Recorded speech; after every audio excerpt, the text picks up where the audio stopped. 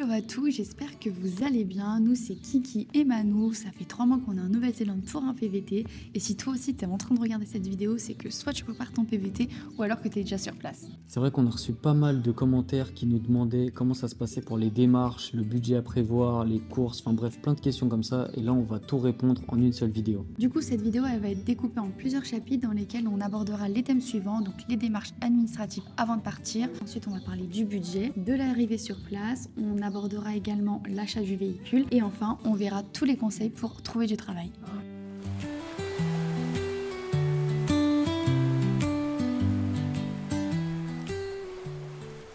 Bon, si tu pars en PVT en Nouvelle-Zélande, il te faut quelque chose d'indispensable et c'est le visa. Et pour ça, il n'y a rien de plus simple. Il faut juste te rendre sur le site de l'immigration néo-zélandaise. On te mettra un lien en description pour que tu puisses y accéder facilement. Tu fais ta demande et je crois qu'on a reçu le visa en même pas 2 jours. Ouais, 48 heures. Voilà, donc c'est super rapide, super simple. Et une fois que tu as ça, il faut que tu prennes ton billet d'avion. Du coup, une fois cette étape de cocher, il faut que tu prennes ton billet d'avion. Et ça, tu peux comparer les prix sur plusieurs comparateurs comme Google Flight, Kayak, Skyscanner.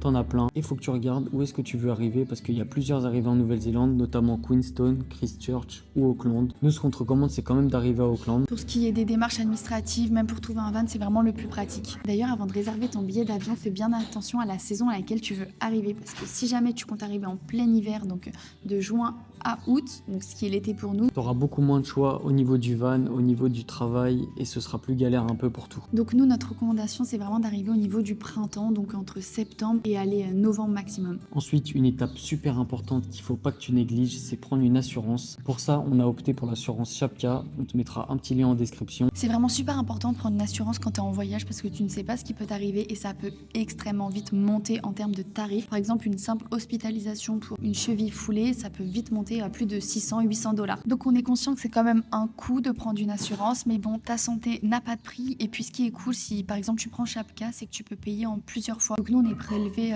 tous les 3 mois, il me semble. Donc ça, c'est vraiment cool parce que ça te permet d'espacer tes dépenses. Et voilà, une fois tous ces points cochés, il faut maintenant que tu réserves ton logement avant d'arriver sur place. Et pour ça, tu as plusieurs options. Donc l'option numéro 1, c'est les auberges de jeunesse. Donc là, c'est cool si tu veux rencontrer du monde, si tu veux faire des rencontres, si tu veux être dans un espace avec plein de gens. Après, tu as les hôtels qui peuvent être des fois moins chers que les auberges. On a vu, franchement, sur Auckland, des fois tu peux trouver des petites pépites pour le même prix ou même un peu moins cher. On vous mettra le lien en description de l'hôtel dans lequel on était quand on a dû prolonger notre séjour. Et franchement, si on avait su, on aurait pris ça dès le début. Ou sinon, tu peux te diriger sur Airbnb si tu veux être un peu plus tranquille, avoir ta propre cuisine et tout.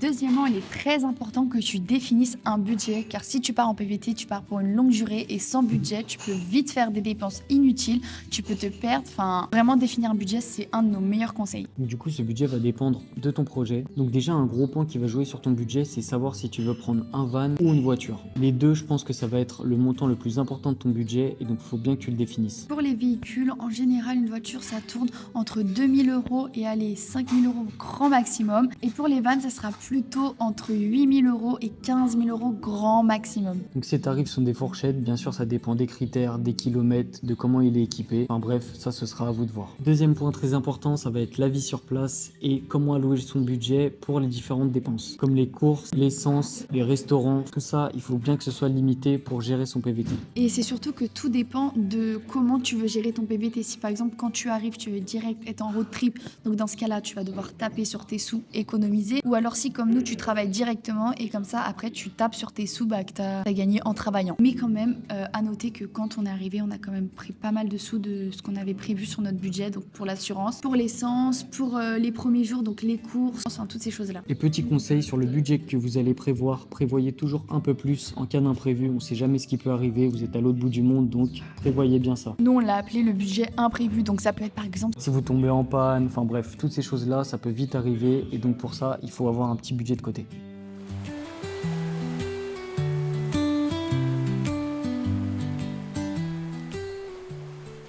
Donc maintenant, troisième point, l'arrivée sur place une fois qu'on pose les pieds en Nouvelle-Zélande. Donc vous allez sûrement arriver dans un grand aéroport. Donc si par exemple comme nous vous arrivez à Auckland, au lieu de prendre un Uber ou un taxi comme la plupart des gens font, regardez les bus Intercity. En gros, les bus Intercity, ils font tout le tour de la Nouvelle-Zélande, donc regardez bien les arrêts et vous pouvez choper des trajets aéroport jusqu'à la ville pour vraiment pas cher. Je crois qu'on avait payé 10 € chacun, alors qu'un taxi, c'est au moins Même pas 60 10 €. Ouais, voilà. Du coup, une fois que tu as posé les pieds dans ton logement, il te reste quelques petites démarches et notamment demander son numéro IRD. C'est un numéro qui va te permettre de calculer tes taxes en Nouvelle-Zélande, donc c'est super important que tu l'aies pour travailler, sinon tu ne pourras pas travailler. Tu peux faire la demande qu'une fois arrivé sur place et pour ça, rien de plus simple, on te mettra le lien en description, c'est le site MyIRD et la demande se fait en quelques minutes. Pour remplir l'IRD, c'est très simple, il te faudra ton passeport et surtout l'adresse de son logement, c'est très important. D'ailleurs, c'est vraiment la démarche à faire en premier, car sans ton IRD, tu ne pourras pas accéder à la démarche suivante, c'est-à-dire le compte bancaire. Pour le compte bancaire, nous ce qu'on te conseille à absolument faire, c'est d'ouvrir un compte Wise déjà avant d'arriver. Pourquoi ouvrir un compte Wise? Tout simplement parce que si, comme nous, votre IRD met énormément de temps à arriver, vous n'êtes pas bloqué. Donc nous, on a quand même pu postuler à des travails et notre patron a accepté de nous payer sur Wise. Et après, ouvrir un compte local directement ici. Donc vous avez plusieurs options, Kiwi Bank, ANZ, BNZ. Donc pour l'ouverture du compte bancaire, on n'a pas encore eu l'occasion de l'ouvrir, mais apparemment c'est vraiment très simple. Vous allez directement à Kiwi Bank ou vous pouvez même, si vous choisissez cette banque, faire une préinscription sur Internet. Et après, votre rendez-vous va être fixé et ensuite la banquière vous expliquera tout ce qu'il y aura à faire.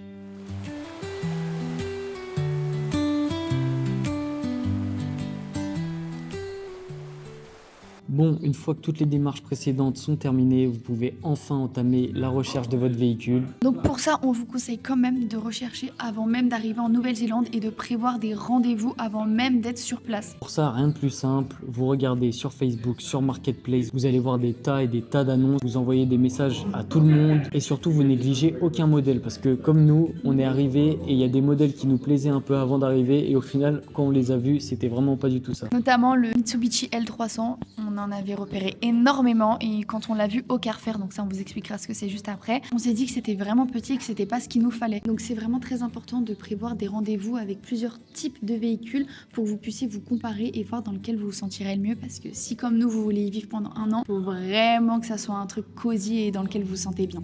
Autre alternative de Facebook, vous avez les Carrefour, c'est tout simplement un marché aux voitures. Voilà, c'est comme une brocante géante où tous les vannes sont exposés, donc vous allez avoir peut-être une cinquantaine de véhicules avec le prix, les kilomètres et vous pouvez les visiter. Et surtout, négligez pas cette option parce que vous pouvez vraiment trouver des pépites et c'est même là où on a trouvé notre van. Alors qu'on était vraiment désespérés de rien trouver. Maintenant, parlons mécanique, parlons véhicule. La pré-purchase, c'est vraiment l'indispensable à faire lorsque vous achetez un van. Oui, parce que le pré-purchase, ça vous permet de faire une inspection complète du véhicule. Même si vous ne connaissez pas trop en mécanique, il y a quelqu'un qui vient checker le van et qui vous fait un rapport complet. C'est sûr que c'est un budget parce que c'est 100 €, mais ça vous permettra de faire des économies si par exemple vous étiez sur le point d'acheter un van qui avait une mécanique complètement out. Et d'ailleurs pour la pré-purchase, on vous conseille de passer par l'assurance AA, donc on vous envoie directement un monsieur sur place pour faire l'inspection totale de votre véhicule. D'ailleurs, en parlant de la société AA, c'est celle qui vous permettra aussi, si vous le voulez ou non, d'assurer votre van. Parce que oui, c'est pas obligatoire, mais franchement, nous, on vous le conseille. Ça peut éviter franchement des gros coûts sur le budget. Une fois que vous prenez votre assurance, prenez aussi l'option remorquage car elle n'est pas comprise dans l'assurance, donc vous pouvez vous retrouver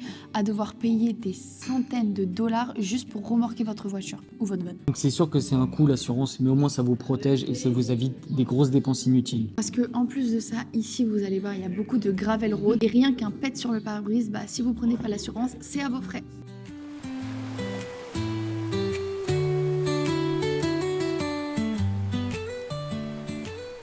Et enfin, parlons d'un point qui intéresse tout le monde, trouver du travail en Nouvelle-Zélande. C'est vrai qu'il y a plein d'avis différents, il y en a qui galèrent, il y en a qui trouvent super facilement et on va répondre à cette question. Donc déjà, premièrement, tout se passe par le CV. Ce n'est pas comme un CV français où il est créatif, où il y a des couleurs.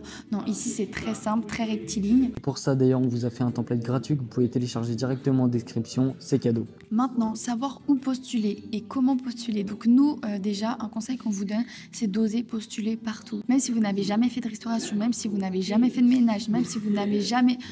Bref, peu importe, postulez dans tout et n'importe quoi. Nous, on n'avait jamais fait de restauration et pourtant on s'est retrouvé à travailler dans un taf 5 étoiles. Et on s'est plutôt bien débrouillé. Une fois que votre CV il est fait, vous pouvez postuler directement sur les sites comme Seek ou alors sur le site Backpacker Board. Donc c'est vraiment des sites qui sont dédiés à la recherche d'emploi. Ou alors vous pouvez tout simplement regarder sur les groupes Facebook ou le bouche à oreille aussi, ça marche très bien. Ou même sur TikTok, regardez, il y a beaucoup de gens qui postent des trucs, regardez les commentaires, n'hésitez pas à fouiner. Enfin bref, négligez rien, parlez aux gens dans les auberges, parler aux gens partout, ça peut que vous dégoter des tafs de n'importe où. Maintenant, on finit par, je pense, ce que tout le monde attend, le salaire. Désolée de vous apprendre qu'en Nouvelle-Zélande, ce n'est pas l'Eldorado comme l'Australie, vous ne gagnerez pas des 1000 et des 100. Ici, le salaire moyen, c'est environ autour des 25 $, ce qui vous fait environ du 10,50 € net. Donc c'est vraiment pas très élevé comparé à ce qu'on peut trouver en Australie, mais bon, le pays est magnifique, donc on relativise sur ça. Donc pour comparer, nous on a des potes qui sont en Australie qui font housekeeping, donc ce qu'on faisait, et ils sont à 22 € net par heure, et nous on était à 10 €.